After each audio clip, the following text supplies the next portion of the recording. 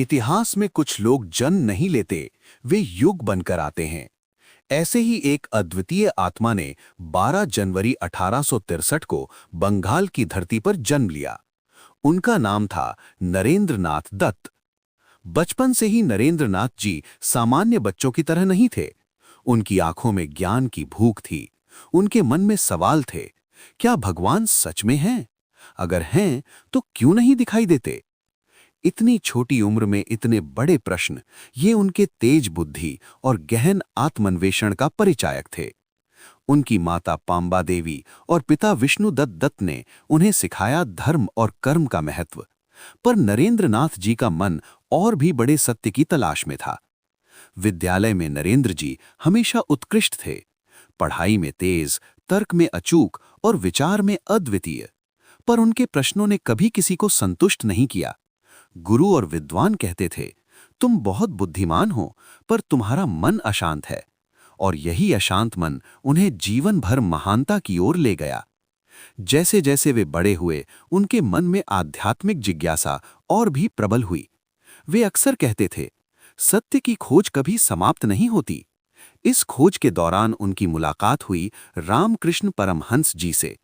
रामकृष्ण जी के व्यक्तित्व और गहन आध्यात्मिक अनुभव ने नरेंद्र जी को झकझोर दिया। पहली ही मुलाकात में नरेंद्र जी ने पूछा, आपने भगवान को देखा है? रामकृष्ण जी मुस्कुराए और बोले, हाँ, मैंने भगवान को वैसे ही देखा है जैसे मैं तुम्हें देख रहा हूं। यही वाक्य नरेंद्र जी के जीवन में क्रांति लेकर आया। उनकी आत्मा जाग गई, संशय मिट गया और उनका दृष्टिकोण बदल गया। रामकृष्ण परमहंस जी के मार्गदर्शन में नरेंद्र जी ने साधना, सेवा और ध्यान का अभ्यास किया। उन्होंने सिखाया, सत्य और भक्ति केवल शब्दों में नहीं, कर्मों में होती है। नरेंद्र जी ने ये जीवन में अपनाया। उनकी सोच अब केवल व्यक्तिगत मोक्ष तक सीमित नहीं थी। वे चाहते थे कि पूरे भारत के लोग जागें, अज्ञान और अशक्तता के अंधकार से बाहर आएं। रामकृष्ण जी के देहांत के बाद नरेंद्र जी ने स्वामी विवेकानंद का संन्यास नाम लिया। अब उनका जीवन केवल उनका नहीं था, ये पूरे देश और मानवता के लिए था। वे भारत के हर कोने में गए, गांव-गांव, शहर-शहर। उन्होंने देखा गरीबी, अशिक्षा, भूख और अज्ञान, और उन्होंने संकल्प लिया, मैं इस देश को इसकी खोई हुई महानता याद दिलाऊंगा। 1893 का वर्ष आया।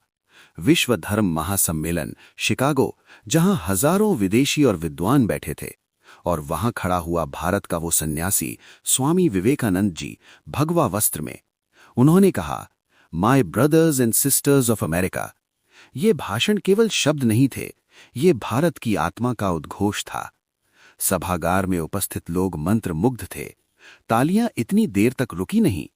उनका संदेश स्पष्ट था, धर्म केवल एक है, मानवता और सेवा। स्वामी विवेकानंद जी ने युवाओं को प्रेरित किया, उठो, जागो और तब तक मत रुको जब तक लक्ष्य प्राप्त ना हो। उनकी बातें केवल आज नहीं, बल्कि आने वाले हर युग के लिए मार्गदर्शन है। उन्होंने कहा, तुम्हारे अंदर अनंत शक्ति है, तुम कमजोर नहीं हो। यदि तुम्हें अपने भीतर की शक्ति दिखती, तो कोई भी बाधा तुम्हें रोक नहीं सकती। विवेकानंद जी केवल एक धर्मगुरु नहीं थे, वे एक प्रेरणा, एक चेतना और भारत के युग पुरुष थे। उनकी जीवन का हर क्षण, हर कर्म देश और मानवता के लिए समर्पित था। 39 वर्ष की आयु में उनका शरीर छोड़ना पड़ा, पर उनकी चेतना आज भी जीवित है। आज भी हर भारतीय युवा में वे सांस लेते हैं। आज भी उनके विचार और भाषण हर उस दिल को झकझोरते हैं जो कमजोर होने का भ्रम पाल रहा होता है। स्वामी विवेकानंद जी कोई साधारण व्यक्ति नहीं थे। वे उस युग के संदेशवाहक थे, जो हमें याद दिलाते हैं कि भारत केवल भौतिक रूप से नहीं, आध्यात्मिक, मानसिक और नैतिक रूप से भी महान है। वे आए थे इस दुनिया में हमें ये दिखाने की हमारी शक्ति अनंत है। वे थे, हैं और हमेशा रहेंगे, एक प्रेरणा, एक चेतना, एक भारत। यदि आज तुम्हारे पास कुछ नहीं है, इसका मतलब ये नहीं कि तुम्हारा कल खाली रहेगा। जागो, विश्वास रखो और अपने अंदर की शक्ति को पहचानो। जैसा स्वामी विवेकानंद जी ने हमें दिखाया, हार मानना विकल्प नहीं है। अगर वीडियो अच्छी लगी हो तो वीडियो को लाइक करें और चैनल को सब्सक्राइब करें और बेल आइकन को जरूर दबाएं कि आने वाली वीडियो आपके पास पहले आ जाए।